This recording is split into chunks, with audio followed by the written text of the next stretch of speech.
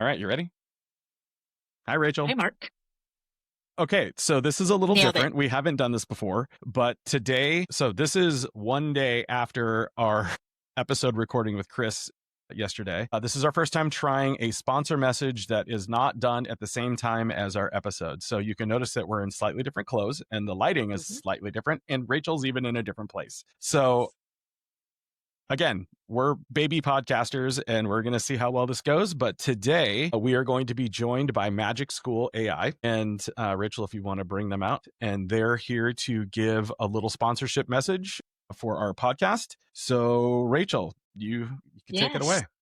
Yes, thanks. And welcome, Natalie and Andrew. Andrew, you and I haven't had a chance to meet in person. I know of you and your name and the work and this growing conversation around Magic School AI, but we haven't had a chance to really get introduced yet. Could I ask you, rather than me bumbling through one, would you say hello, introduce yourself to our listeners and ACPE friends and colleagues, and then also hand it over to Natalie for us? Absolutely. So first of all, thanks so much for having us. We're really excited to be here.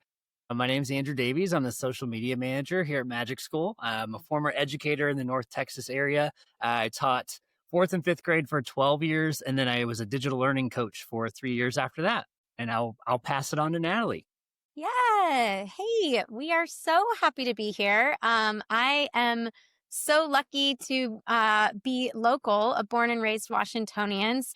So happy to know quite a few people in the ACPE bunch. Such a fun crew. But for those who don't know me, hello. And as I said, born and raised here in Washington, very proud graduate of both Tacoma and Sumner Public Schools, also a very proud graduate of UW. Go Dogs. I am a tortured lifelong Mariners fan and just really happy to be able to support the work. I'm an early childhood educator at heart. I previously taught pre-K, kindergarten, and second grade, and happy to be continuing to support Washington educators and throughout the Pacific Northwest. Yeah. Perfect. So, Natalie, I assume that there's something like genetic in Washington when you're born and raised or that requires you to wear Mariners and Seahawks gear as much as possible. Correct. I noticed that everybody's in jerseys today minus me because Marc was mean and I didn't get the memo. And Well, I grew up in if I had Oregon, gotten the memo, so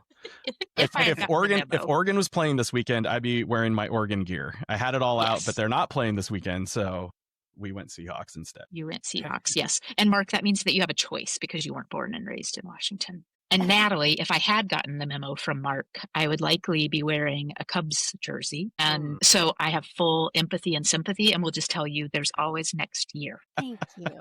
I appreciate that. But it was so close. It was so close. My household is a split Cubs and Mariners. Actually, my husband's a huge Cubbies. So I appreciate the camaraderie on multiple levels. Yeah, it was an exciting October for us all, Sure right? was. I'm a lifelong sufferer as well. So as a Vikings fan, it never ends. Yes, yes. And I think if I have to figure out the clue game on the jerseys, it might be because of our conference theme for May 2026, which is Believe It. And while they might not be football, not American football, but football jerseys, we are here ready for the Believe It 2026 conference. And with that, Andrew and Natalie, take it away and tell us a little bit about Magic School AI and just the stories and the things that you're seeing and hearing and what you're excited to show off. Yeah, I'll go ahead and start us off. So I'm going to tell us a little bit of the story of Magic School, how we got to where we are today, and then Natalie's going to share some awesome stories about what she's seen and heard happening up there in the Pacific Northwest. So really our story, Magic School story, starts with Adil Khan, who's our founder. He's a former teacher, educator of over a decade, founding principal of one of the top performing schools in Denver. And in 2022, when ChatGPT kind of came around, he kind of took a step back and looked to see what was next for him.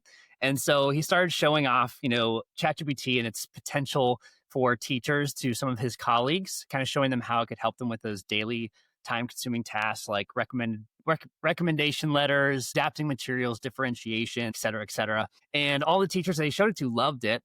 But what he found was he went to check in with them maybe a week or two later, and most of them had stopped using it. And it wasn't because there was a lack of interest. It was because there was a lack of bandwidth. The teachers just didn't have the time to become prompting experts, right? They didn't even know. They're like, what is a prompt at that point? And so he decided he wanted to make something better for teachers and create an AI platform that was specifically designed for them. And so he teamed up with several former colleagues, started the company in December of 2022, and then it launched launched Magic School in May of 2023. And so from there, what was kind of wild is most of the growth took place all by word of mouth because it's really tiny. And I think Magic School reached its first 1 million users without spending a dime on marketing, which is wild to think about. And that just kind of proved the point that this type of technology was wanted by teachers. We hadn't arrived yet with a tool that would work for them. And so you fast forward to today, we're reaching close to 7 million users worldwide across 13,000 schools in 160 different countries. Teachers, share with us they're saving 7 to 10 hours a week on planning and differentiation assessments. And the most important piece to that is that the time saved now gets to be poured back into their students. And so instead of spending all this time on these tedious tasks, like I remember as a teacher, spending so much time on just even writing simple emails, they can now put that energy into making experiences for their kids, right? Making sure their lessons are super impactful and reaching every kid's needs. So, and that leads me to kind of the next phase of Magic School, which was Magic Student, which is my favorite part of Magic School, which is where the students get to interact with AI in a safe space that is moderated by teachers. And the teachers get to handpick what tools the students are using. They get to coach them, if you will, with our theme here, coach them on how to use AI in a responsible way. And that's, to me, my favorite part of what Magic School is. And there's even more to come coming here in the next few months. We're really excited about that. I think is going to take it to the next level. But I know Natalie, I don't want to talk too much more because Natalie's going to share a lot of the really cool, impactful stories that she's seen and heard about. Yeah. Andrew, thank you so much for sharing more of that kind of origin story. And I know that you are so humble, but you have been a huge part of that and have been here every step of the way from the beginning. And I am excited to just peel back the curtain a little bit and share some of the ways that Magic School is being used here in the Pacific Northwest. Was honestly really hard to choose because there's just so much to be celebrated. So it's hard to pick just a few examples. But we've got nearly 75,000 teachers in our neck of the woods using Magic School. So we get to hear these stories all the time. We've got over 80 partners, many of whom are proud ACPE members. And it's just so amazing to hear how educators are using Magic School to just deeply personalize and scaffold learning and really transform educators' work. So I'm excited to just kind of give you a little sample today to kind of get the wheels turning of how folks might be able to use Magic School in their setting. So I think what is so cool about Magic School is that it's really designed for everyone in school buildings. Initially we, of course, think about teachers and how it's going to dramatically change their lives. But really, it's been neat to see how different districts are thinking about how they can tap into it for their leadership teams. So it was incredibly inspiring to see the Edmonds team present back in May, actually at ACPE, about the incredible Danielson tool that they've built in Magic School to empower teachers. They used it during their PLCs to really deeply consider how they could use Magic School as kind of an additional peer and thought partner to improve their classroom work. So I'm very excited to kind of continue that conversation this spring. We're going to be back at ACPE. We are proud to be partners again with you all. Yep. And can I jump in real quick? You are our first sponsor on the podcast since we have opened up and confirmed registration. So thank you very much, Magic School, for being a platinum sponsor of the conference this year in May. So our ACPE attendees, please go find them in the Platinum Hall. They probably will be looking quite sparkly. I don't want to I don't want to make any promises on their behalf, but or quite sporty. Yes, or that, both, and they don't have to be mutually exclusive, right? So that's right. That's right. We're going to be believing in all of our teams and believing in all of our teachers and school leaders. And another kind of anecdote that I wanted to share of a really amazing ACPE district is the GAPS team. They have been developing a fantastic tool it has been really cool to see it come together. There have been several principals that have really taken a leadership role in building it out. Chris Sullivan has done amazing work, and they have been able to dramatically improve the turnaround time and the clarity that they can provide their feedback to teachers. And so they're hearing from their teachers like, wow, we've never received this amount of constructive feedback ever in our whole career. So that's been so amazing. We know how important that is to have that fast turnaround time for feedback for teachers. Yeah. So, Yep.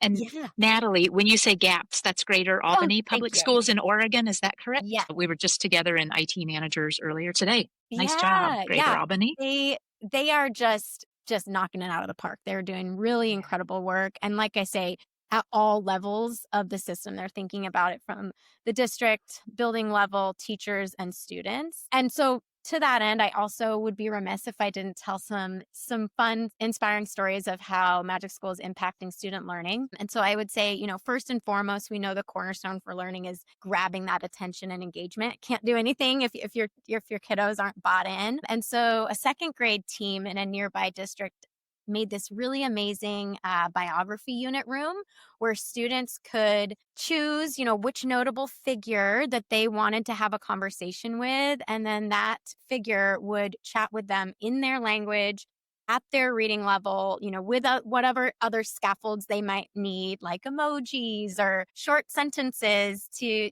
really engage them. And of course, keep them on topic if they veered off, as we know kiddos never do. And I just thought that was such a neat use case. And a similar one, a district in Oregon built a custom tool that allowed students to have a PDF read to them aloud verbatim.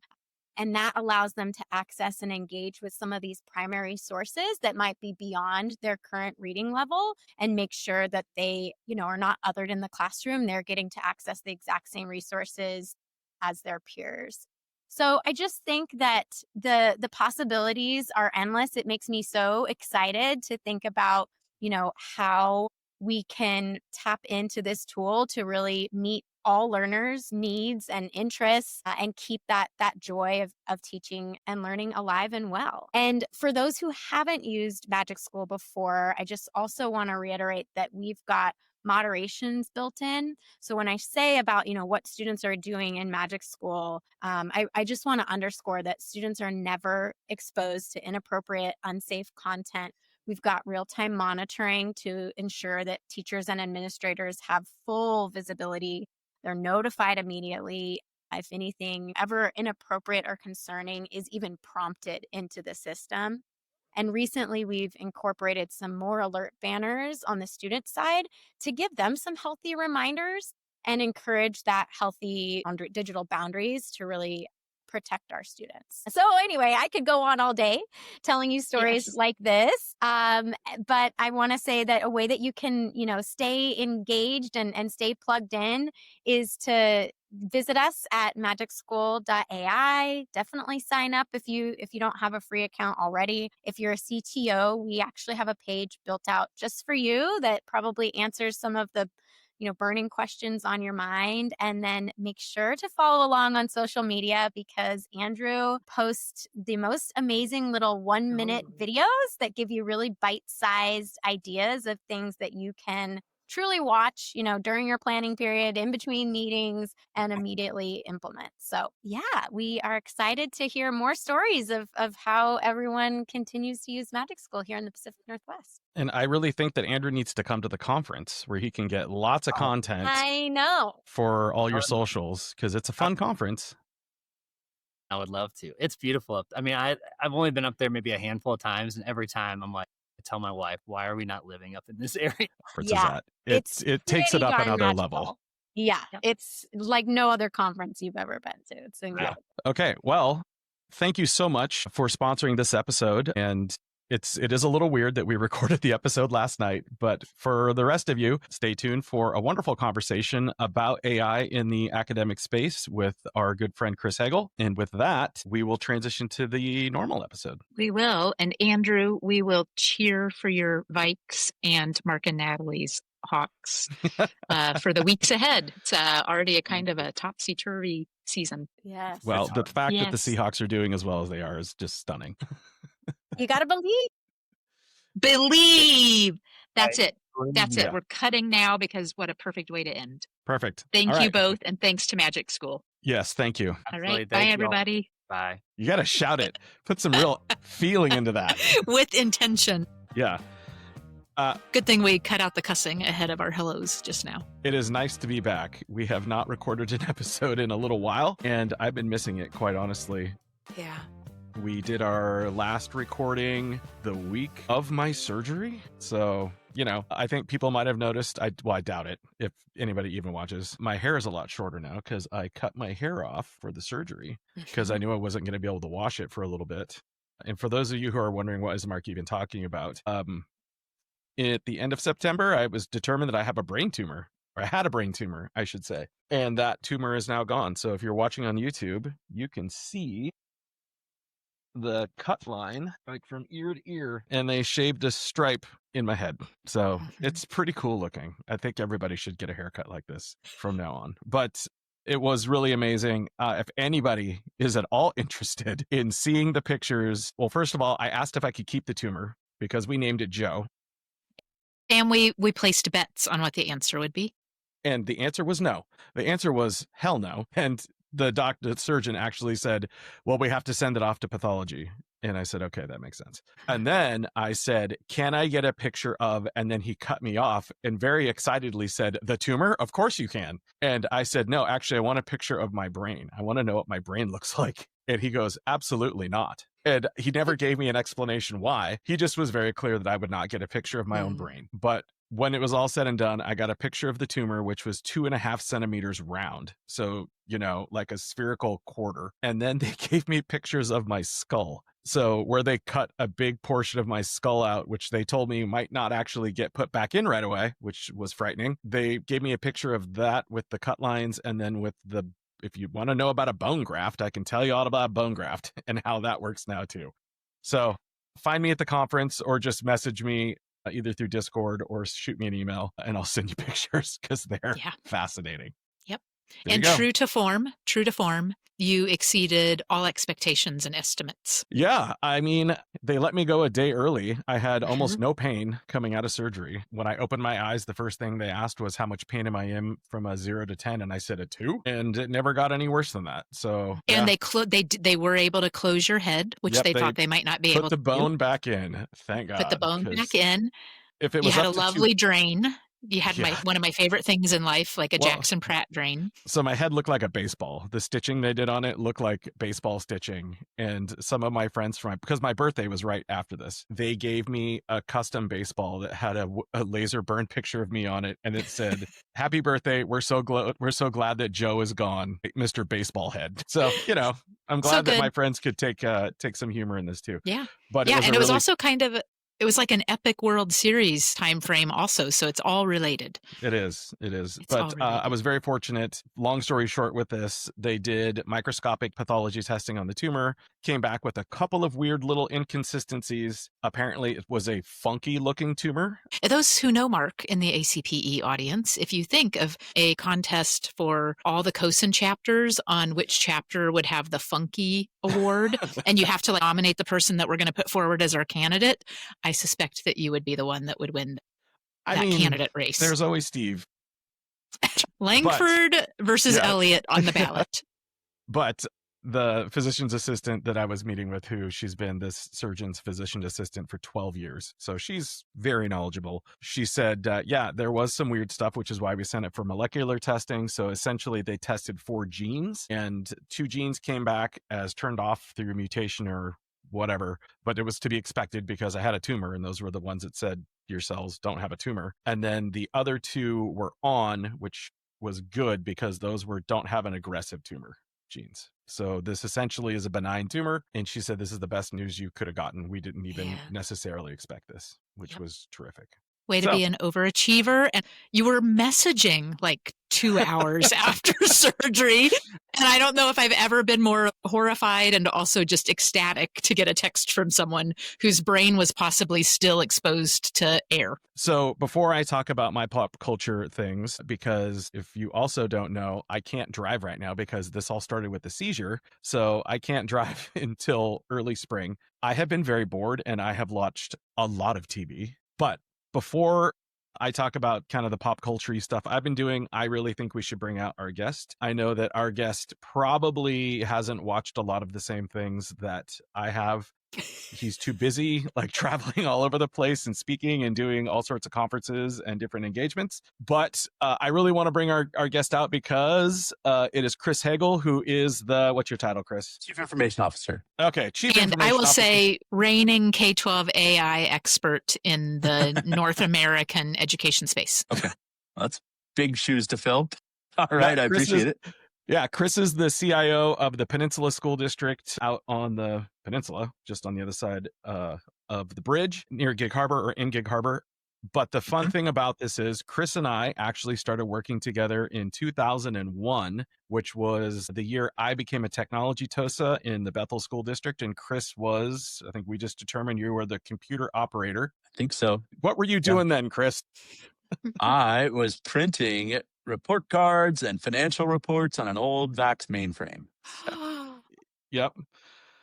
The green bar printer, I mean, that stuck around for quite a long time with the burster and all the crazy stuff. But yeah, that's Kris and I have known each other for that long, and it's been a really interesting path for the both of us, kind of how we've ended up where we've ended up, and we've stayed friends through the whole thing, and it's been really great. I'm just really excited to have Kris here with us today. It's just like having an old friend here. Thanks for having me.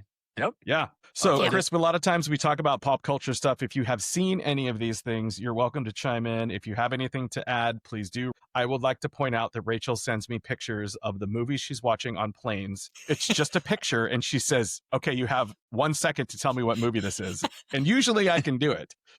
But so everybody knows we're all like tech people. We have iPads and laptops and things. She does not watch movies on airplanes on an iPad or even her phone. She watches it on the seatback screen. I don't know why you do this. Why would you do it a different way? That still has them. Delta. And they're very nice. Okay. I mean, but my phone is high definition. The iPad is a beautiful screen. I couldn't handle watching an edited movie on the seatback. That would just drive me crazy.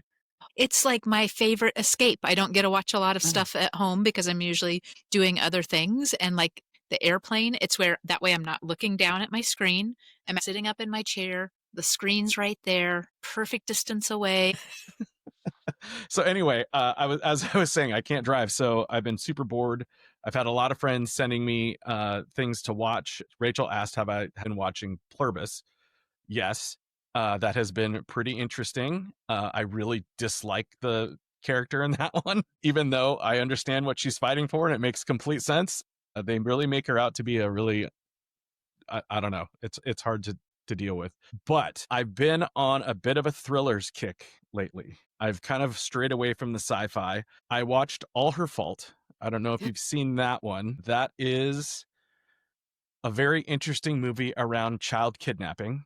It has the dad in this one is the same husband as the first season of White Lotus, and he plays pretty much the same kind of character. So without giving away too much, that was a good one. But then I watched the new Claire Danes show on Netflix, The Beast in Me, and it was awesome. It was such a great and just engaging show. But if you're going to watch it, I'm going to warn you now. Claire Danes has aged quite a bit, and she has got crying on screen down. Like she can just cry on command, and her chin starts to quiver every single time. And I'm not kidding. Like every single episode, you see her chin quivering at least 9 times. And I got so sick of it. Like, I'm like, this show is pretty wrapped up and you're still crying all the time. Like, stop, just stop. Like, you can not do this anymore. But it was an awesome show. It was a really awesome show.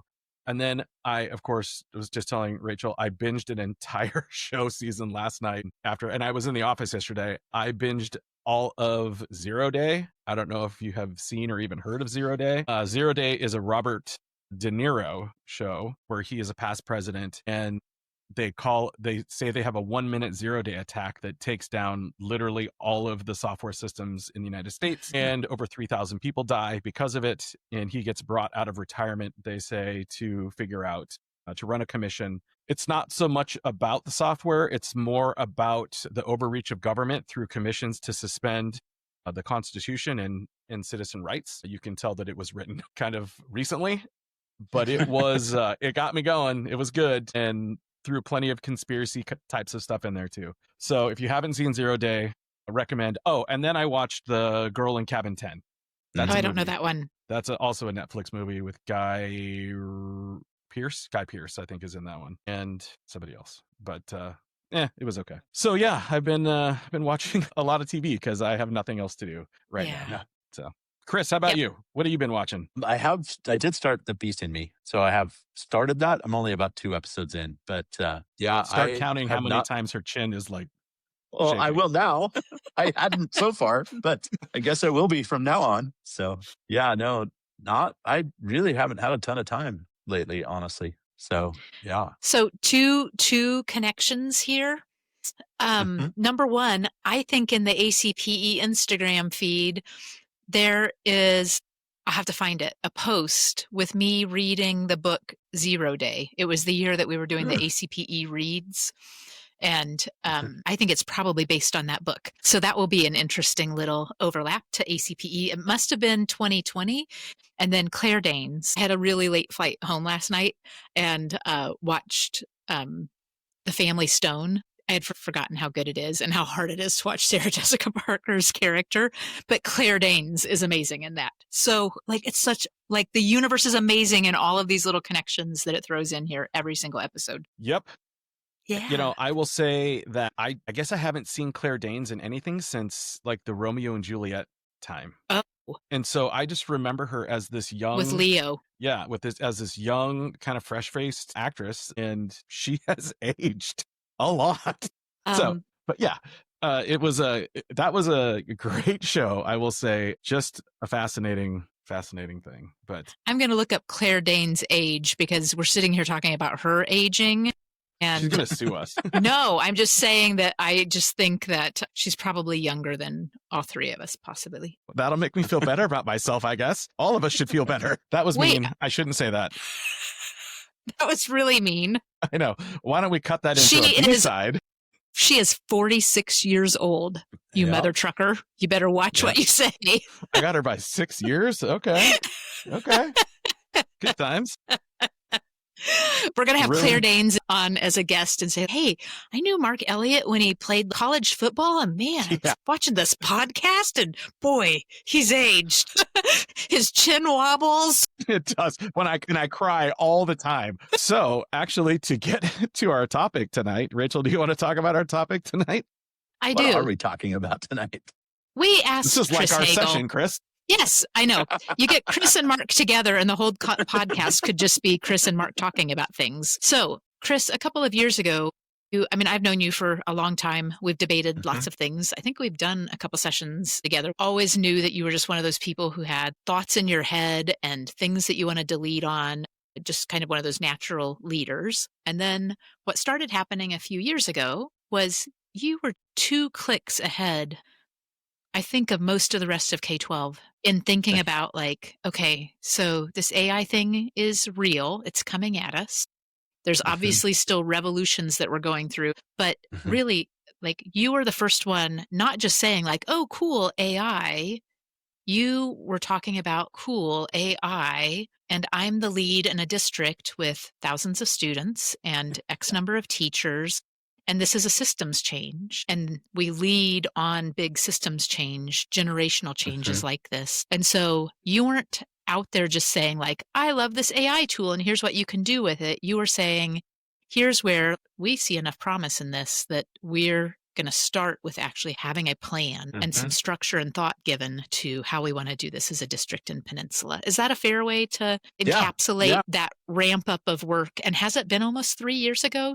I know over 2 years ago. Well, I was telling this story today because I actually spoke in front of the Washington State Senate and the Early Learning Committee today, talking about our work. And this is actually our 4th school year now.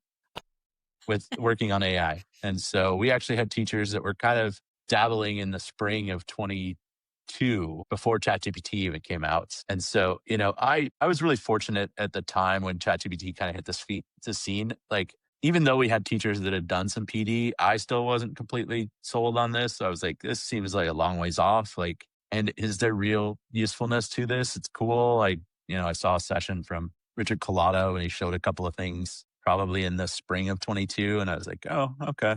That still seems like 5 years off before it's going to make a big difference in AI or in education. And then I think ChatGPT was the kind of wake up call.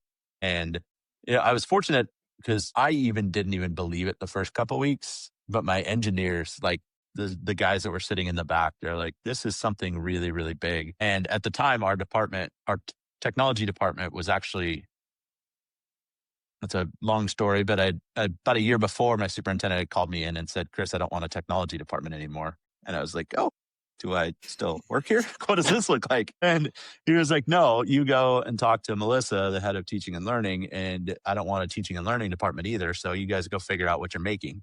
And we had formed the Department of Learning and Innovation at the time. And so we had all of the instructional facilitators that sat 10 feet from our engineers. And, my engineers were like chewing at them every single day. Like, hey, you got to do something about this. You got to do something about this all through December of 22. And finally, couple of them broke down and they were like, all right, let's go figure something out. And so we went and sat down with high school teachers. And that was when I could kind of see, like, in seeing their faces and seeing the array of emotions in the room that day when we were showing them this. And it was just, some of it was terror on their faces. And some of it was like, and to some of their credit, some of them came back and said, you know what? We've always knew that we needed to change some things about the way we taught English and writing. Maybe this is the catalyst to do that. And so, I've leaned on some of those teachers. Like, I don't do all of this myself. I tell stories about the teachers that are actually doing the work in the buildings. So I think that's it more than anything. I do have a weird passion for it these days because I do think it's going to change so much. But it's just, I think the one thing that I'm realizing more than anything now is this is more than a technology thing anymore. This is getting people accustomed to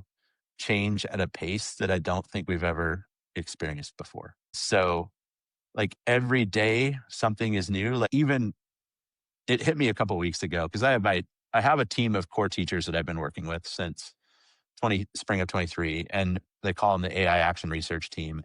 I had them together for their first release day of the year back in November. I'd really kind of exhausted them in their thinking throughout the day. And by the end of the day, one of them finally just admitted, who's been a really forward-thinking teacher.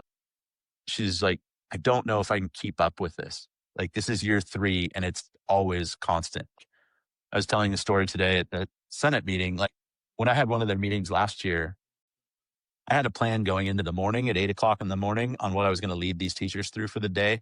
And then every single AI company made giant releases that day at like 10:15. Yeah. And like everything that I had planned for the day to lead them on was blown out the window by 10 o'clock. And like, people are really struggling. Even people that have are able to really adapt to change are like, they were reminiscing about the good old days when the buttons used to move in Google Drive or in Google Docs. And then everybody used to get so frustrated because, oh my gosh, the waffle is in a different place now, or they changed the waffle to something else. And they were like, oh, I just wish it was the old days where I just had to learn that the button is in a different place. Not everything I believe about instruction isn't even a thing anymore. And so I think that's the thing that I'm realizing more than anything is the way that we've led for, Marc was saying we've known each other for 25 years. Now this is, I think, my 26th year total overall. The way that we've led ed tech initiatives over the years, you could always kind of see what the end result was going to be and you could backwards plan into those. You can't do that anymore. Like, I have last year and a half ago, our superintendent kind of restructured the core of the district and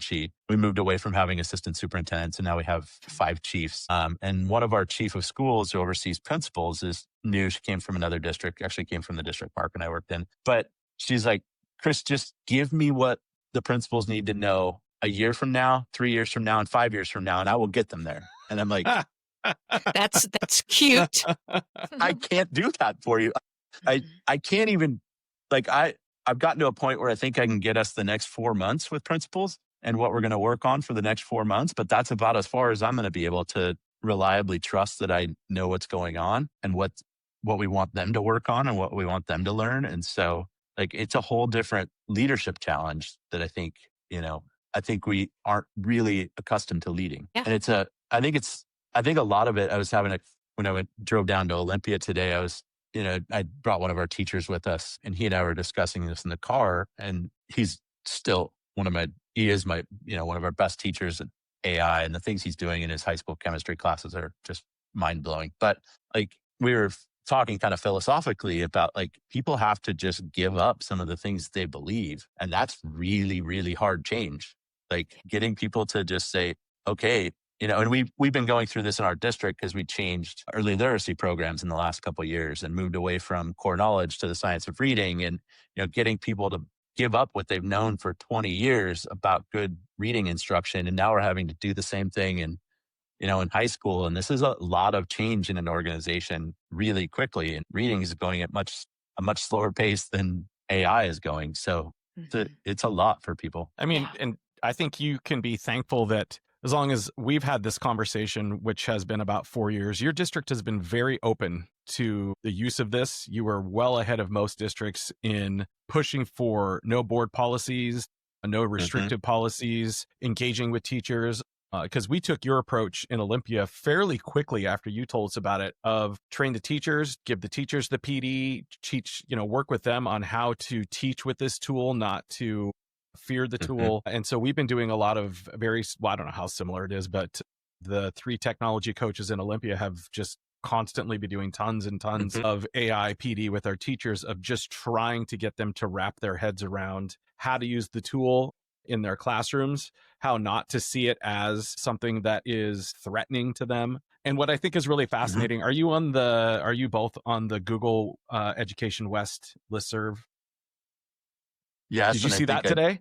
Did you see it today? It was as I pulled into Olympia, and I'm like, I'm going to sit and tell these state legislators what to do about AI. And then you've got a giant school district in Arizona who is blocking every single piece of AI that they can possibly find. Like Tucson or something? It was Tucson, yeah. Yeah.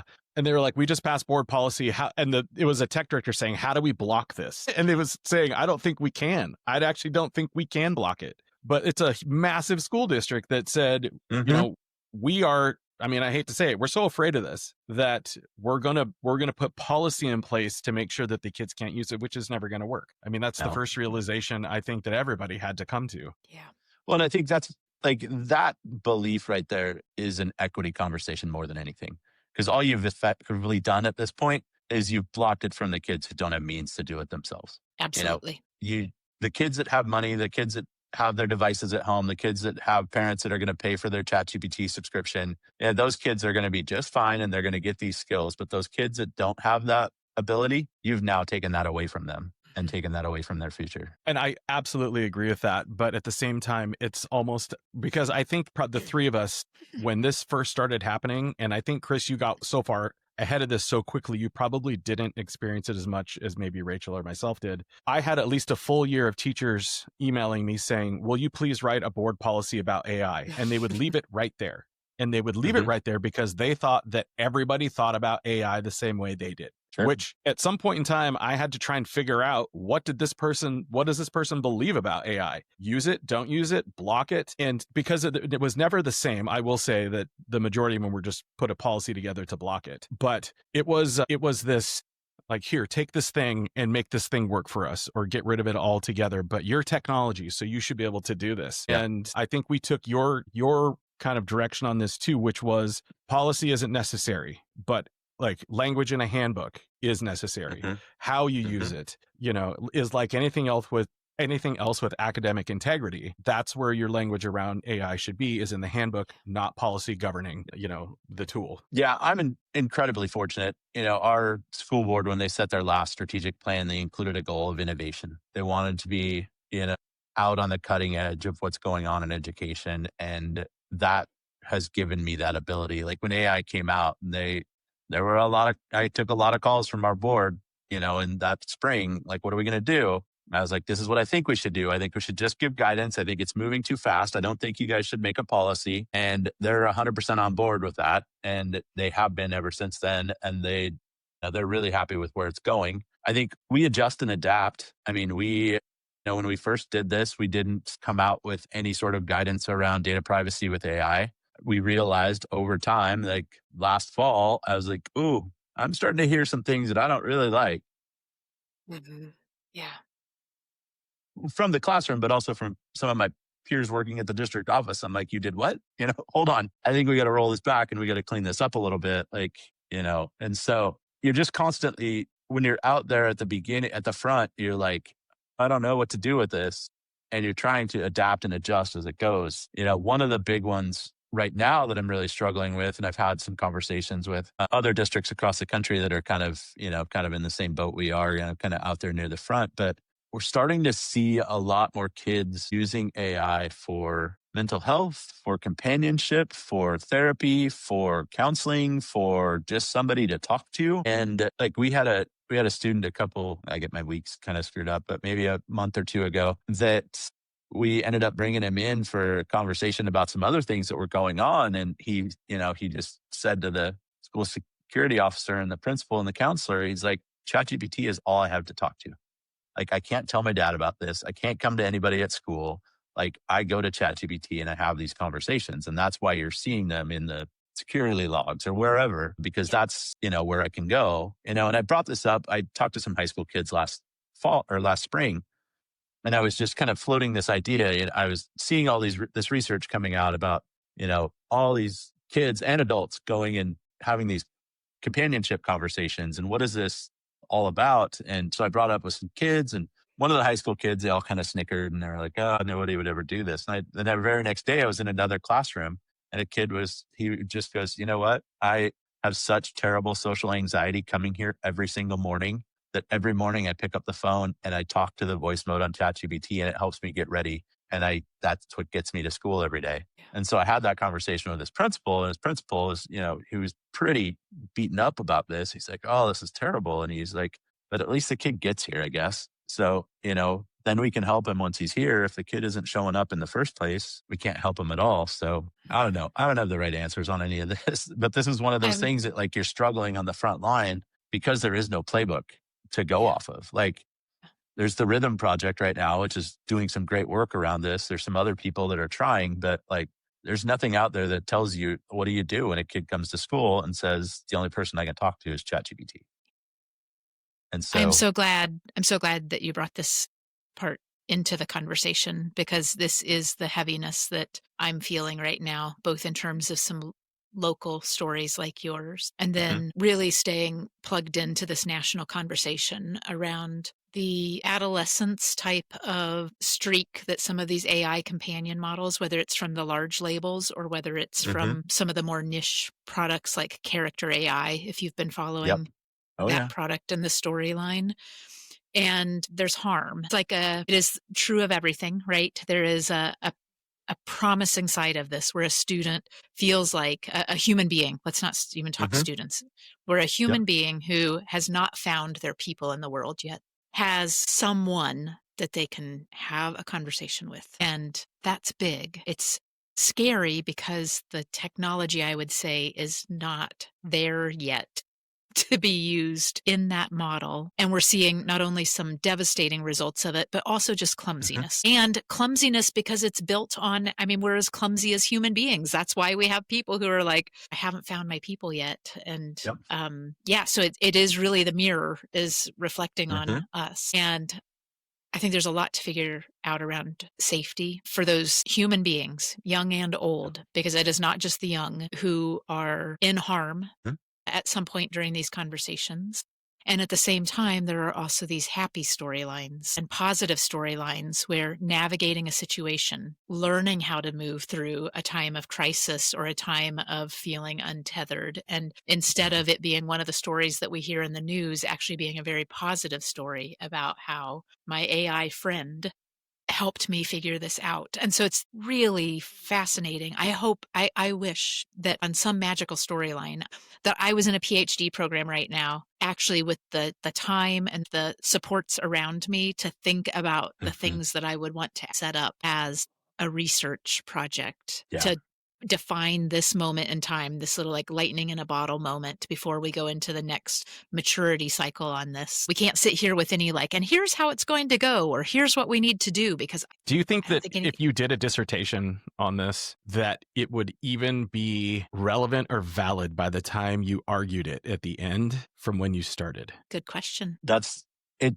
It's the thing that, so one of my biggest partners in crime in my district is our director of research and assessment. And he and I, every single day, we probably are talking about what's happening with AI for, 15 to 30 minutes every single day. And I will, because I just don't have the patience or probably the ability to understand some of these research papers that come out. I'm like, here, tell me what this says. Like, Here, tell me, AI is this like friend, well, no, it's like, tell me what I need to know. It's here, James, figure this out for me. But he and I will have these conversations, and we'll pull up these research studies that just get released, and they're done on like GPT 3.5 or GPT 4. And like the models are so different now, and they react so differently to what these researchers had studied. And they finally got peer reviewed and were able to release this research. And then the models are completely different now. And so the validity of the research doesn't even kind of match anymore because of how long it takes to get through that whole process. Okay, so I think my frame would be flipped, and actually my focus would be on the humans. Again, to that idea of the mirror, because the models will improve, right? Speed, capacity, all the things. Yeah. For now, I would probably focus how I would observe and measure things on actually the human interaction side of it, and the changes that are noticeable there. So I have a question. Go ahead. Finish your thought, because I'm going to kind of take us in a little different way. Like, I've been working with, there's a producer from a big national media organization that's going to come out this spring and do essentially a 1-hour documentary with our kids on this exact topic, and sit down and say, from a human perspective, what is this doing to you? What is this making you think about for all of these conversations? But not just that, but like your future, because our kids are having this existential conversation in their own head about what is this going to mean for my life, my career. Like, there's a kid a year ago that I was sitting with in his class and having a conversation with the entire class. And the kid was like, I wanted to be a lawyer since I was in middle school, and I am graduating in 3 months. Like, does it even make sense for me to go to college and then to law school and spend 6 years? And is what I have always wanted to be, is this part of being a lawyer? Is this going to be a thing? And, they're struggling with that too. And so there's a lot of pieces that kids are struggling with right now. So I want to challenge that just a little bit. And that's kind of where I was going to go with this next piece. Do you think the kids are really struggling with it existentially like that? Or are they more kind of growing into it because they can adapt to this so naturally? Adults, this is again where I was kind of go. I think we still have a generation of teachers who you and I included, all three of us, were not born when the internet was in place. The internet, I remember when the internet came. Yeah. I remember my first email address was at PLU. I had a Pine email address from UW because that was the only place we could get it from. Pine mail. Yeah. The good old days. Now we have students who, while they weren't born with practical, the modern AI, they're pretty open to its use, and they jump to it pretty quickly. And the example I will use is my niece. Over Thanksgiving, my twin nieces were up and we were playing a card word game where you had to speak in an accent that the card told you to speak in around a certain topic. It was hilarious. But I looked down and she's using ChatGPT in her phone to write a script for her for what to say and how to say it in a certain accent. And she's just doing it on her phone. And I'm like, what are you doing? Like, this is crazy. This is just a game. Like, why would you do this in just a game? And so that kind of made me think, have always said that the kids are going to use this outside of school in their lives. But I never really thought about the fact that she was using it on her phone for a game, just a game. That was so different to me. Sorry, I'm rambling, but No, I had right before Thanksgiving, I went and met with, I think, 5 classes of kids at one high school over a couple day period. So it was, a smaller sample, 125 kids or so. And me and one of our assistant director in CTE, she and I did this together. And we spent the entire period with these kids and asked them about AI. And, after this first or second class, I looked at her and I said, these kids really know a lot. And they're more than 50% right too.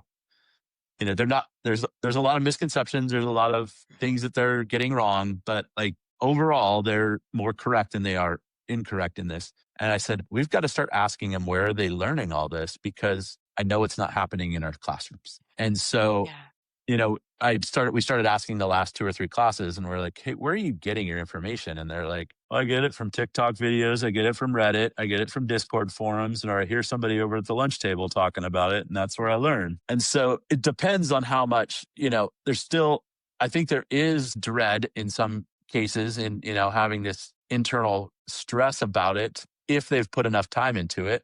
There's others that are getting incorrect information. And so then they're like, oh, it's just going to launch missiles and not kill us all anyway. It's going to take over the world, the Skynet conversation. And so because we haven't done a great job yet of figuring out how do we explain this to kids. And I mean, we have across our entire system, we have pockets of kids that are getting wonderful instruction starting in elementary school on what is AI, what are algorithms, that kind of thing, but it isn't hitting every kid. And so I think there are kids that are really struggling. I think just conceptually around what is this going to do to society.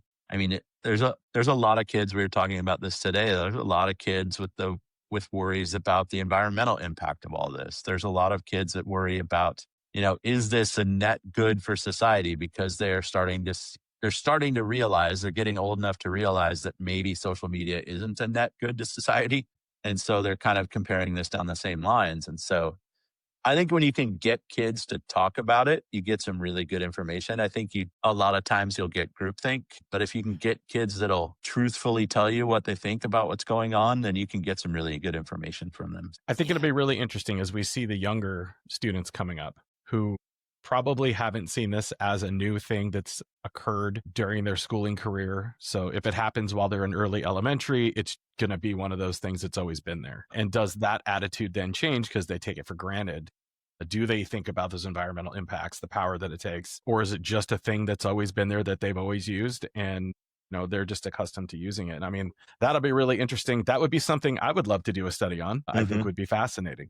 All right. Yeah. So Rachel, you're going to say something, but I do have a question for all three of us when you're done. Okay. Actually, let's start with your question because then I think I'm going to fork us a little bit.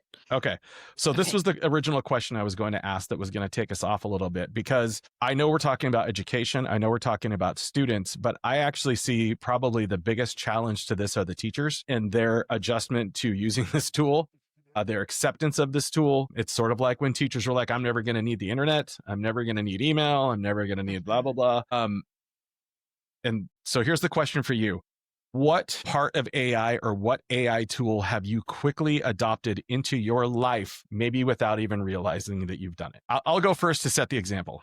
To kind of frame where my head's at. When I search Google now, I expect to see the Gemini summarized results of multiple websites. I look for that immediately. That is the thing that I just rely on. I don't want to go through the list of websites. I love it. That is the thing that I think I use the most. Kris, I'll go next because I'm going to get nerdy here for a minute about where do we start and how closely do you relate AI to machine learning? If we include machine learning in this, I would argue the Gemini results are more machine learning than they are AI. They're doing a better job of collating and then recognizing and putting information back out for you to use. I think that when we sit here as older than Claire Danes people, I think I've been adopting machine learning and AI into my routines for years now. And I think two of the things that I take for granted are the slowly self-driving car features, right? Auto cruise control and the lane assist types of things. And then also just language translation and language access tools. We take them for granted in this phase where we can translate things on a dime. And it's not really AI, it's more machine learning, but it still improves life and communication and connection between human beings. Yep. All right, Kris. Just going to take us off topic for real quick. I took my first Waymo a couple weeks ago on self-driving cars. The coolest thing. Were you the one that drove through the police standoff? I was not, but I did have somebody in a really old El Camino swerve at the Waymo. You could tell he must be very angry at these self-driving cars. The car did a wonderful job of swerving right out of the way. But if I could buy one tomorrow, my commute is 45 minutes each way every day. And 10 minutes into the car ride, I was over the novelty. I'm like, this is just great. I'm going to sit back here. I'm going to pull my laptop out. I'm going to get things done as I get at a 30-minute ride in the Waymo. I was like, I could have this every single day and my 45-minute commute each way, the things I could get done or accomplish in my life would be awesome. So yes, I'm a huge fan. No, I was going to get back to Mark's question. I think the very first thing that came to mind was almost exactly on the same wavelength as Mark's. I adopted Perplexity a long time ago because I just hate actually having to scroll for answers anymore when I need a search question. And so I was like, all right, I'm going to ask Perplexity and it's going to do it. The other thing that I think and this is really into the geeky world right now, is I am probably in an AI coding agent every single day now, either working on software projects that we're doing at the district or, like trying to figure out how do these things tie together and what can you have AI do on its own to pull together systems and, just experiment with processes. And I think that's something that's happened over the last 6 months in my head. It's like open on my screen at all times. I just flick over to it. But the other one that as you were talking, I was thinking through, like, it's just second nature now to go and ask for opinions on how to do things better. Like I was working with one of our teachers union partners because we're getting ready to send out a survey to set the next school year calendar. And for whatever reason, this became my job like 5 or 6 years ago, is to be on this committee and figure out that stupid school year calendar. But I was like, you know what, this calendar or this survey is not that great. And I just throw it into AI and I get this amazing survey back. I'm like, why didn't I do this like, it's just constant little things like that. Or I'm like, I can do it and I can do it just fine and we'll get fine data. But like, I could actually do a much better job at things by just asking. And it's like, it's become second nature to just go and like, all right, if somebody smarter than me were to do this, what would they do? Yeah. And so, somebody who writes better than me. I know my thoughts and I know my points, but I am not a great writer. Help me. I've gotten a lot to just talking now and doing dictation to AI, just so I can like word vomit out all my things and then have it clean it up and make it into something that like makes more sense. Yeah. Like I'm just going to get all of the thoughts out of my head faster than I can type them onto the keyboard. And then I'll go back and have AI help me clean it up. Yep. So Kris, similar to your Waymo example and found time. Apologies, Marc, if I said this on another episode, but I actually do have a more I had practical. A tumor. I don't remember. True. I have a more practical answer to Marc's question. I was going back and forth to our legislature a lot last winter, and it's a 3-hour drive for me to get over the mountain to Salem. And I was getting called back a couple of times the day before for the next committee meeting. So now doing it in the apps wasn't great. So what I learned was I would turn on my Apple Voice Memos app and I would sit there and essentially talk for maybe like an hour and just like workshop this idea of like, here's how I want to tie these. It was about a data bill and some data modernization work that we're doing. So here's how I want to tie this storyline together. I had been in the weeds of all the details and all of the reports and all of our data structures for so many months leading up to this that I kind of knew most of it in my head so I could drive along without needing to look at notes. And so I would talk into that voice memo. And, in an ideal world, Apple's transcription would just be perfect when I pulled over at the first gas station once I'm back in service and over the hill, but it's not there yet.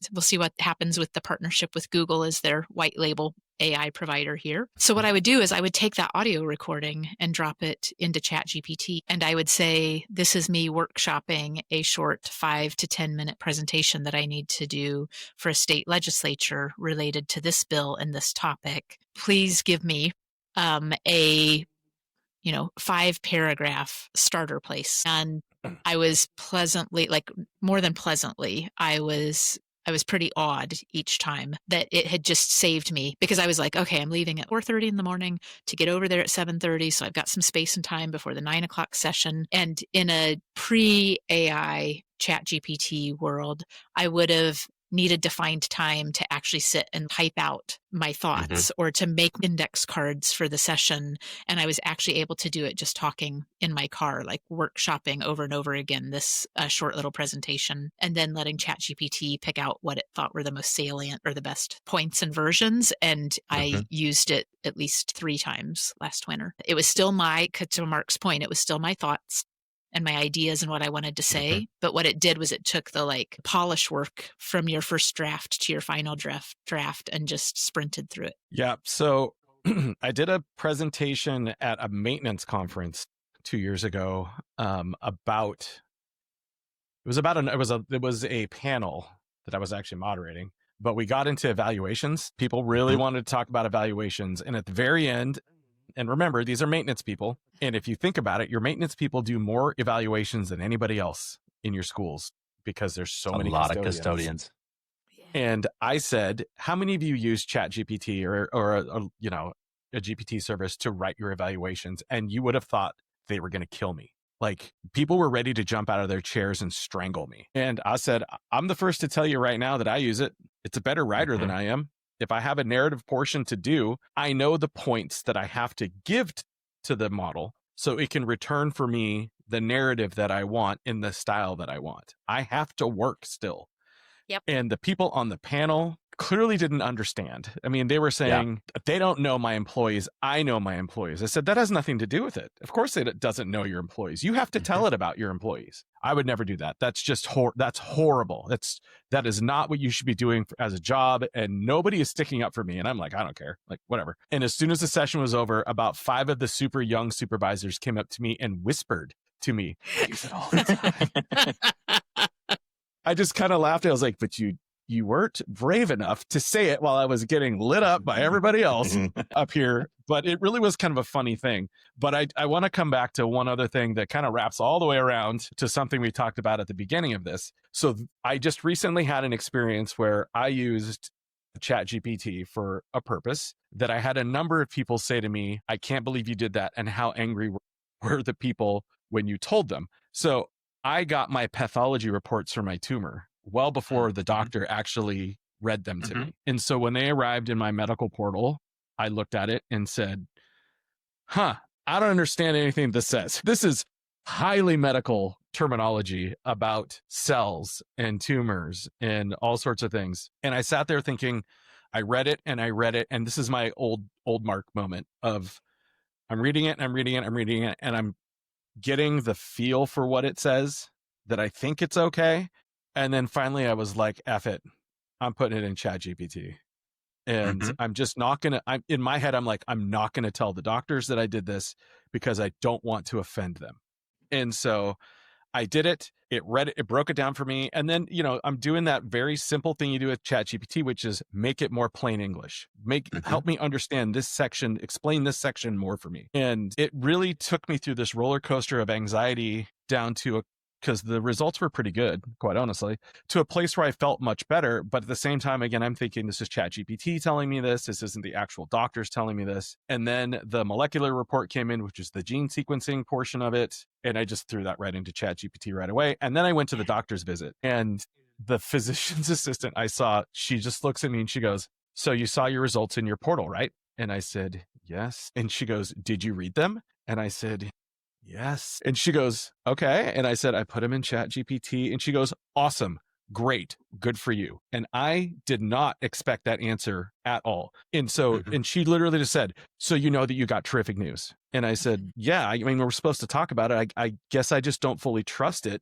But yeah, that's what I did. And it was really interesting to see a medical professional with highly technical terminology in a report say, good for you. Like, you did the right thing. And I was like, okay, I was ready to get yelled at for even doing that. So I don't know where I was really going with that. It just was a very interesting situation. I have a couple of coworkers that in the last couple of years have really been struggling with some health things that they couldn't figure out. And like one of them, she was taking every report that came back from the doctors. And she was like, all right, help me understand this, help me synthesize it, help me come up with good questions to go back and ask my doctor. Yeah. And it got to the point where the doctor's like, are you a doctor? Like, you were asking such high level questions. And she goes, yeah, but not that kind. Like, she's got to add deep. She's like, yes, I am, but not like a medical doctor. But yeah, I think there's going to be some really fascinating things with healthcare. Like I was reading this guy I follow on Twitter. He's a biologist who's huge into AI and what AI can do to help discover drugs and that kind of thing. And he was saying that when Nano Banana Pro came out a week or two ago and its ability to diagram things, like he's able to now throw concepts, like these concepts that I'm just going to guess at his age. He's over 50.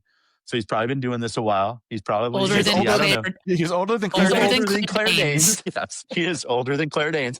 So he's been doing this a long time, and he's like, there's still concepts I just don't understand. He puts them in Nano Banana Pro and says, explain this to me, make me diagrams so I get it. And he's like, it's unlocked all of this thinking that he's never been able to do because he just never understood these concepts. That now, like that model and the way it can diagram things and explain it to you in pictures and visuals, it's opening up a whole new world for him as a scientist because he's finally able to grasp concepts that were so hard for him. And I know, again, this is a ed tech podcast, but hasn't AI already, has it cured diseases, or like it's gotten very close, right, into breakthroughs? I don't remember if I know there's. Yeah, go ahead, Rachel. The one I'm following most closely is and again, it's kind of more machine learning than AI. I hate to keep splitting hairs, but it is the processing power to look back at the like millions of lung x-rays and all of the diagnostic scans. And here's where health and medical makes a lot of sense for this. And that's because it's all driven by money. And therefore it has a very regulated code structure on everything from the diagnosis to the DX to the treatment, the TX, and then the outcomes, and then the diagnostics that feed into that as well as data points. And because the transcriptionists and the billing services all follow the codes to essentially get Medicare reimbursements and or insurance reimbursements, it's a very structured data set. And so the reverse engineering of when a human doctor identified, and we'll keep picking on the lungs, but I believe it's happening with more types of diseases than lung cancer, when the scan included these things and the doctor did this diagnosis or staging and typing, and then this treatment plan, the outcomes were favorable, and then another set not favorable. And when you can amplify that by millions, and I'll come back to that in just a minute, then the idea is that we'll be diagnosing more accurately and creating treatment plans more accurately, and that will improve outcomes across the board. So maybe not curing lung cancer in this first generation, but just improving outcomes for those who end up with lung cancer. And improving the research, right? Yeah.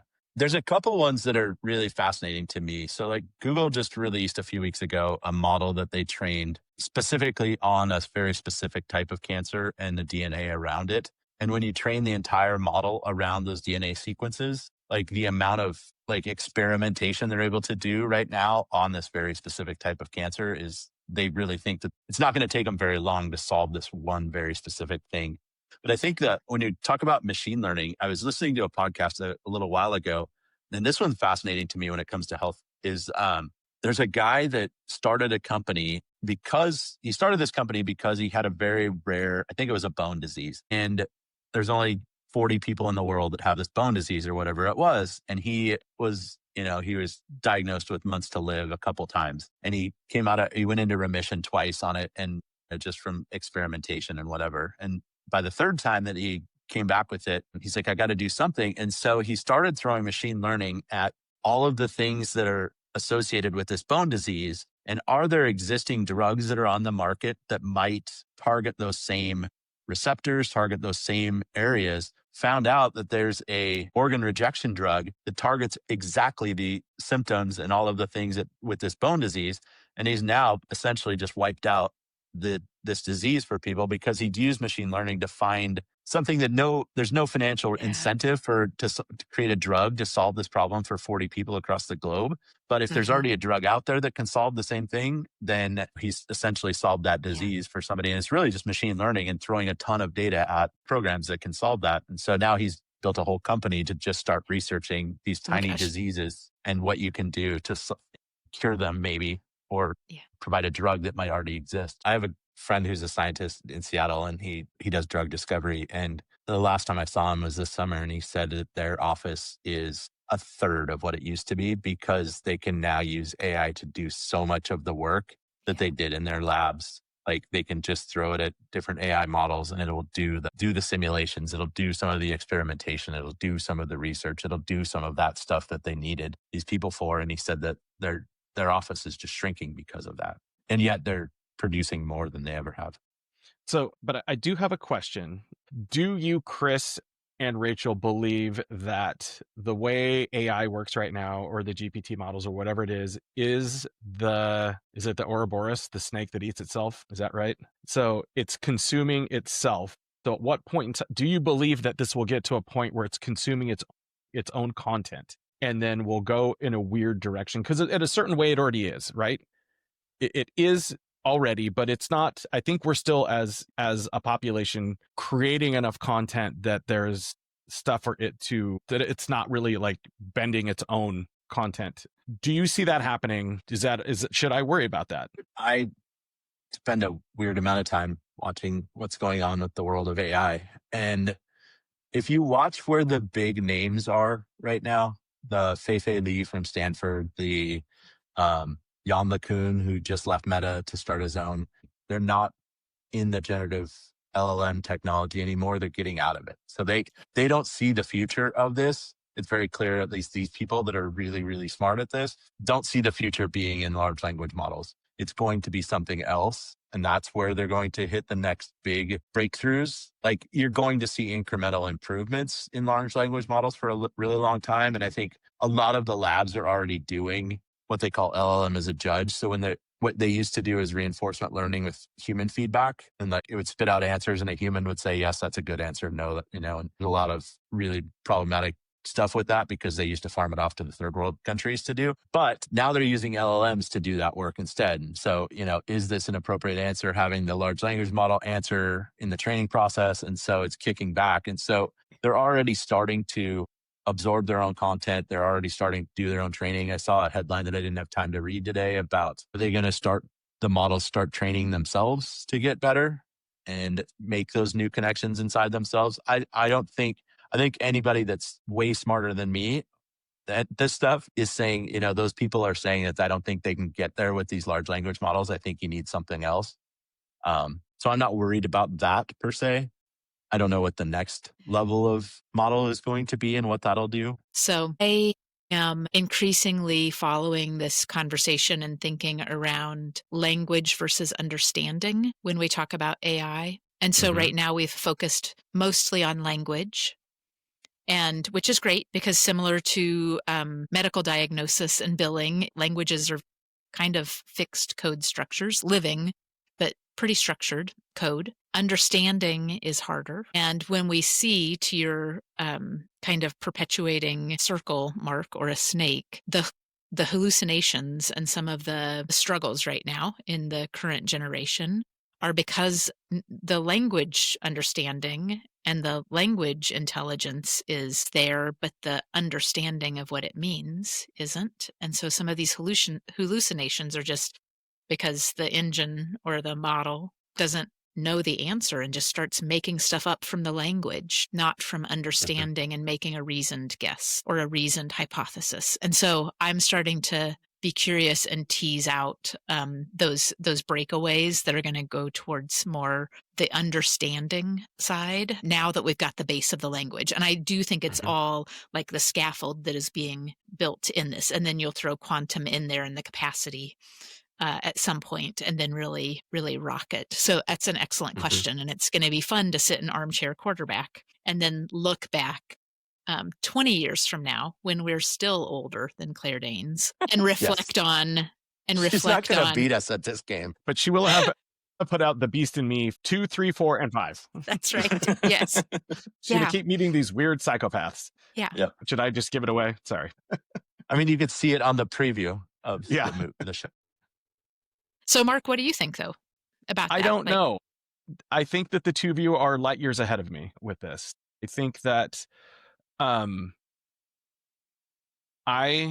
don't know. I can't ignore the fact that in a large language model, it's consuming content from the internet to answer questions, and therefore it's consuming its own content. But is there a tipping point if that's what continues to happen, where it's going to be consuming mostly its own content, and then is it reliable? I just don't believe that we as human beings right now, and in the age of information, we create so much content daily. I just don't really see that happening. But kind of the relevant application of that is we're building our own student data dashboard right now. We have been for a couple of years, and one of the developers on my team has a degree in machine learning. So he wants to use all sorts of, AI product and that kind of stuff. And we are actually talking about how do we build a product that kind of like the guy who put his own medical condition in and it researches a medical condition for 40 people across the globe. This is an individualized answer for every single student in the district for building an individualized education plan based on all of these different markers. And as we just at the very highest level, I just said, we can't just go purchase the premium version of ChatGPT for this, because we as a school district have different beliefs than a Texas school district. We use different curriculum, which dictates how we have to be looking at our students and the test scores and the standards to indicate what the next steps are going to be. So we have to train our own model so that it's consistent with what we want it to say. And nobody batted an eyelash at that. Everybody understood it. That was great. It just is a lot of work. And I said, basically someone in the teaching and learning department is going to have to start feeding academic articles into this thing the way we want it to think. Yep. Right? It's just not open to the wide world, because I don't want a Florida school district and the way they teach their students having any sort of bias or impact on an individualized education plan for our students in Olympia. Marc, I'm sitting here smiling like a fool, because this is actually one of the things that I was hoping we would edge our way out on. Celebrating some of the work that Kris and Peninsula have done. Tell us a little bit about this. And are you so geeked out and happy and excited about it? I'm happy because we can get it. I know. I texted to Marc a couple of days ago, and he was like, I don't know. I don't have money to buy anything. I'm like, all right, here, look at this. No, this is something I started dabbling back about this time last year, because I went to college for computer science. It's one of my first jobs. And probably the last 5 years I worked with Marc, I was doing programming. And then that was the first job in this district too. And I was like, I keep seeing all these articles about what AI can do when it comes to coding. And, you see all these things about vibe coding and all the problems that could arise out of that. But what if somebody actually knew software engineering? And so I started finding all these people on the internet that are doing actual software engineers that know how to write software and how they're using AI. And so I was like, all right, I think I can do this. And so it turned into Kris's weird hobby thing that he was doing to my gosh, we actually have a thing here. And it also came at the same time that we were starting to see some of our AI usage in our staff was, for lack of a better term, just making a slightly better version of teachers pay teachers stuff. They're generating really generic stuff. Yes, you can read 50 articles from any big ed tech visionary, and they'll tell you, go and make a lesson plan on AI, or, go and generate a rubric or whatever. And that's great. If you don't have the skills, though, to know that we believe in universal design for learning in the Peninsula School District, or, we believe, we utilize the CKLA curriculum in K through 8, or, if you don't have that kind of background information that you're giving to AI, it's going to spit out generic crap that is not, any good. And so we started talking about, all right, well, how would we do this? If we wanted to, have a platform where all of the tools that our teachers used matched exactly what our teaching and learning team believe about good instruction. And so we were like, all right, well, we can do that in some tools, and maybe we just need to do this ourselves. And so that's what that kind of transitioned into that. We had been partnering for over a year with Vanderbilt University. They had released an open source tool as well. Those guys are amazing. They've done some great work. They've done some amazing work dedicating time to helping me. I think one of the reasons is a guy used to be a K-12 CTO before he went to Vanderbilt. And so he felt my pain. So that's why he spent so much time volunteering to help me. But their product was targeted towards college researchers, undergrads, grad students, and it wasn't really matching what I saw in K-12. And so I was like, all right, well, we can make something for ourselves.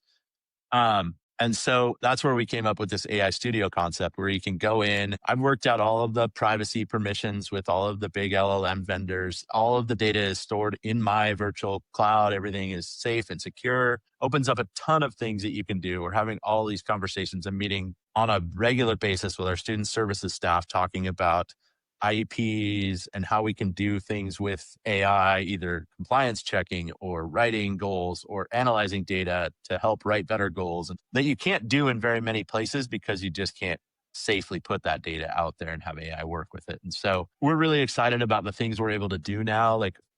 and you go to any of the big AI tools that are out there right now, and you can click the build a rubric button or whatever. We do that. We have a rubric button that a teacher can click, but it also knows what we believe about good instruction, what we believe about universal design for learning, what we believe about the Danielson framework for effective teaching, and all of those things. And so when it spits this out, it does it and it tells you. So like one of the big things we're focusing on this year is we don't want to just offload cognitive thinking to people, to AI. We want to actually make them better at what they do as well. So like, as we're going through this task, let's take a rubric, for example, it'll generate the rubric, it'll generate it how we believe. And then it can also go through and explain why it did it. So that if you didn't know, why did it put these pieces into the places that it put them into? That's why it did it. We're working on some stuff for our principals around observations and coming back and giving them coaching conversations on, hey, if you were to do this, if you were to paste your notes in, you could look at these things and maybe you should do this a little bit better next time when you're taking observations. Or here are some potential coaching conversations you can have based off of this so that you're getting better at your job and maybe taking something off your plate at the same time. And so that's where we're kind of focused with that AI studio right now. I'm really excited this morning for the very first time. My data engineer was able to show me, I've had him working on this for a really long time, and he's actually showed me a proof of concept where he's built, I don't want to get too technical, but essentially it's called an MCP server that AI understands. Most of the large language models now know how to talk to an MCP server to do things. Like you can go to services, whatever. He has built one that can now talk to our data with row level access so that it knows who the person is and what they should have access to as far as data. So you don't have to actually train the model. You can actually just ask it to go out and figure out what is the data I need. And me as, Susie Smith, the fourth grade teacher, only gets to see the information about her 24 kids. Like if you're the principal in that building, maybe you can see more information about all of the kids in your building or all of the teachers. And so that's our next step. We're still a long ways away from that, but the minute you can start to actually pull in some of that data, and like Marc said, our big goal is to be able to have teachers or instructional coaches or building principals or operational staff be able to ask natural language questions and get the answers you need and not dive into 20 dashboards and figure out where it is what you want. Like I have this mocked up thing that I started playing with a couple of weeks ago where I have it, an AI agent that I can ask, hey, how did my team do on tickets in the last week? And it will go out, go to Fresh Service, pull out all that information, send it to Nano Banana Pro, build me an infographic, and it just shows me within 2 minutes a brand new live data. But it isn't pulling in a dashboard. It isn't doing any of that stuff. It's just grabbing data that we need and the AI making those smart enough decisions to say, all right, I know that you want data this much and you want this information about it. And so that's the direction we're going now on some of this stuff, is to like really target how do you make humans better and how do you get them on the things that you believe so that the AI works with the information that you believe is important in your district. And whether that's instructionally or policies or standard operating procedures or whatever it is, making sure. And that's a huge task. Like that's one of the things I've been talking about in a lot of places is as CTOs or tech directors or whatever your title is your data ready for that?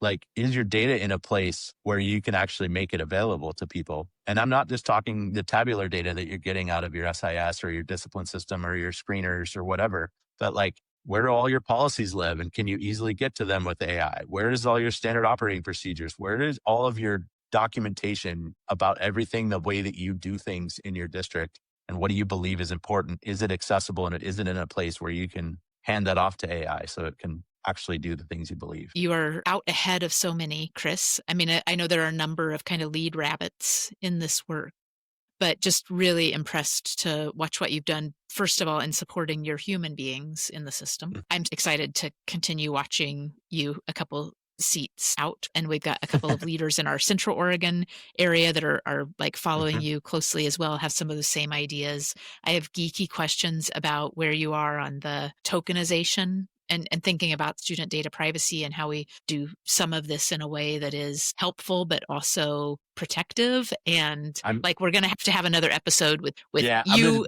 I'm going to tease you just a little bit. Like I'm like a week away in AI Studio from tokenizing every PII piece. And so when it goes to the large language model, you strip out the PII, you give it a tag, and then you reassemble it when it comes back so that nothing like I'm It's like totally comfortable right now with where it is, but I want to be even more comfortable. And so this was one of those conversations that we talked about earlier. Where I went to my friend that was way smarter than me and it explained how I could do this. And I'm like, oh, this isn't actually as hard as I thought it would be. So it's a plan. It's already built. It's just, I just have to feed it off to my AI coding agent to actually complete the work. Yeah.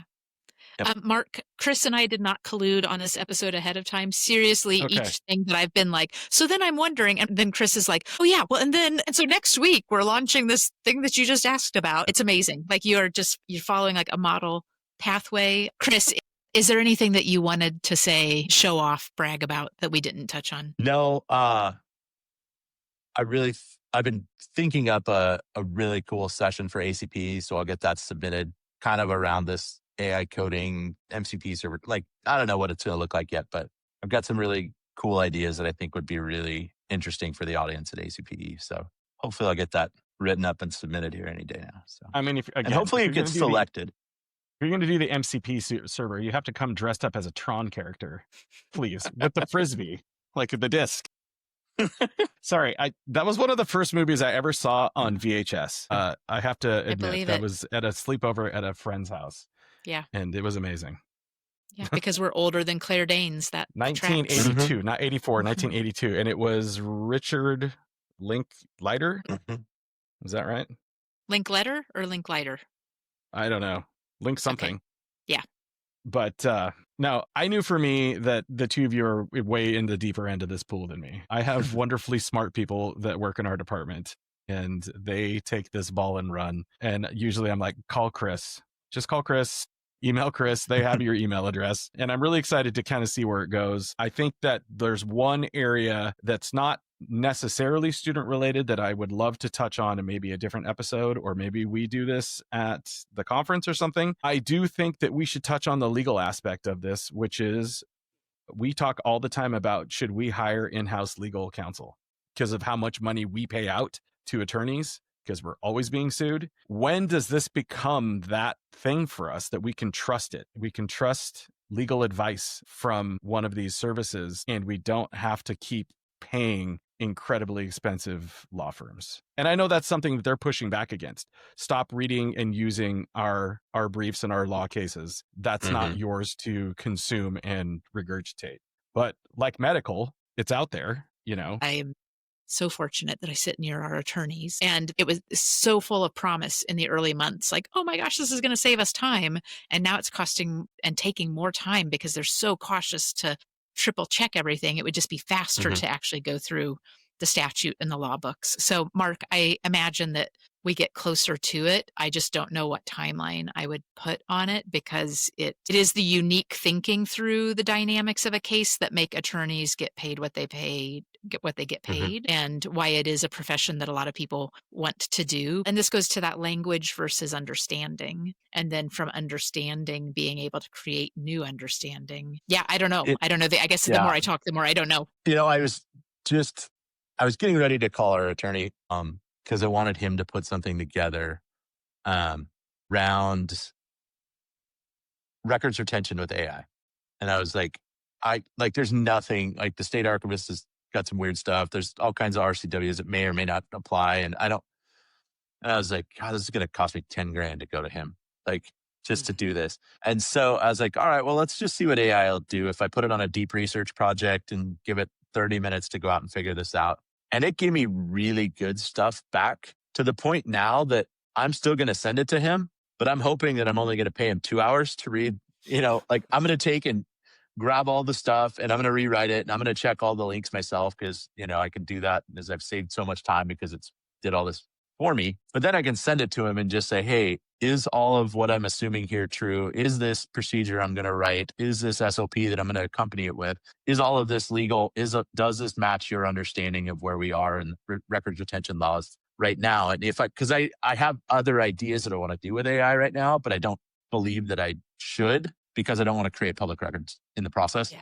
And so I really want to get this cleared up. So I think over time it may reduce the need. Like in this case, I'm not going to pay him, you know, whatever that would have been, 100 hours to do this work. I may pay him 4 hours to do this work, and I hand off 4 hours of computer work for the AI agent to go out and do the research Yeah, for me and bring it a back. final. And yeah, but I Deliver still a want final him to draft. I would still want him to stamp it and say yes.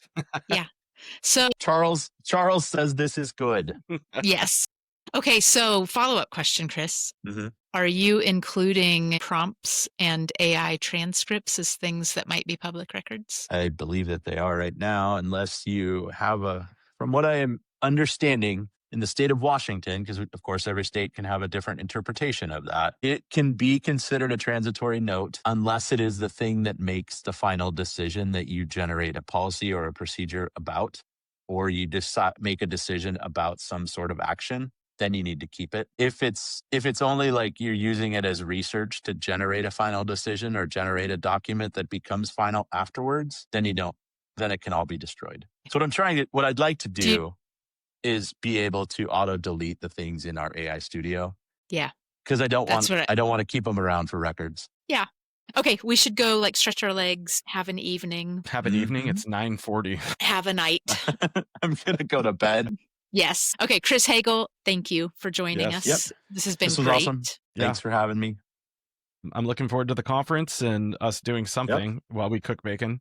Wait, I wasn't supposed to say that. You weren't we'll cut supposed to that say part that. out. But anyway, if anybody makes it this far in the podcast after listening forever, come to our session because maybe you'll get a delicious piece of bacon. Who knows? But yeah, thank you so much. Yep. I personally am super proud to know you and see how we've worked together for so long and just seeing where you've gone. It's been very impressive. Yeah. I have to absolutely tip my cap to you for your journey. So wonderful to watch. Yep. All 1000% agree. And with that, Marc, we are unplugging. Well, you said plugged in earlier and I almost stopped, but it was so serious when you said the term plugged in that I didn't want to make a joke about it. So it's fine. We can do our unplugged thing here now. Yes, we're unplugged for the evening. Bye. Bye.